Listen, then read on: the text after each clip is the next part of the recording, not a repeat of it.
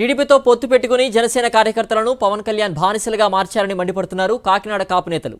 తమ కులం నుంచి సీఎం అవుతున్నారని జిల్లాలో ఎంతో మంది సొంత నేతలు ఊహించారు. అయితే చంద్రబాబు ప్యాకేజీతో వారి ఆశలపై నీళ్లు చల్లారని విమర్శిస్తున్నారు.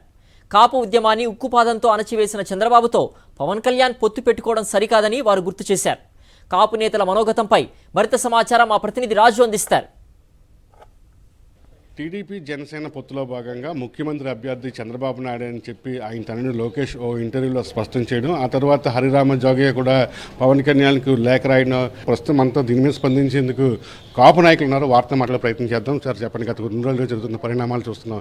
టీడీపీ జనసేన పొత్తులో భాగంగా ఎలాంటి పరిణామాలు జరుగుతున్నాయి? మా కాకినాడ జిల్లాలో జన సైనికుల పరిస్థితి చాలా ఆగమగోచరంగా ఉంది. ఎందుకంటే మొదటగా మేము అందరూ వ్యతిరేక ఓటు అందరూ ఒకటే చేయాలి కాబట్టి నేను ఇండివిజువల్గా పోటీ చేయట్లేదని ఓ రకంగా ముందు చెప్పడంతో ముందు జన సైనికులు అందరూ కూడా పవన్ కళ్యాణ్ గారు వెంట నడిచారు.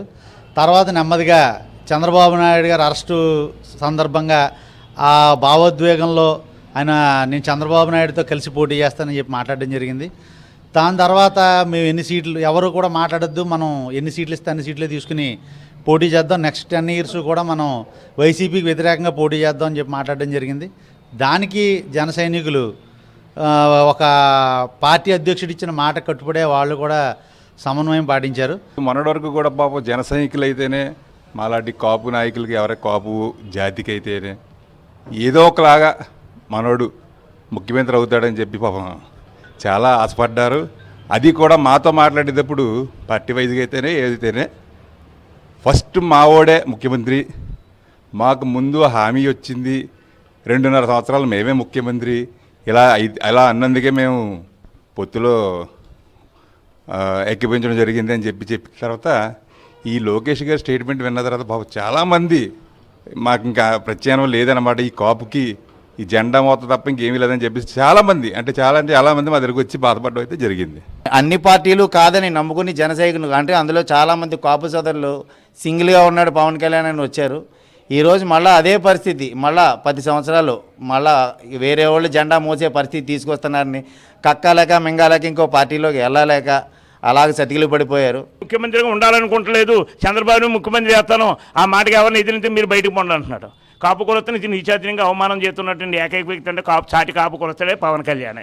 మళ్ళీ చంద్రబాబు నాయుడు గారు వస్తారంటే ఇప్పుడు అక్కడ ఉన్న మా జన సైనికులు మా సోదరులు అందరూ ఉన్నారండి.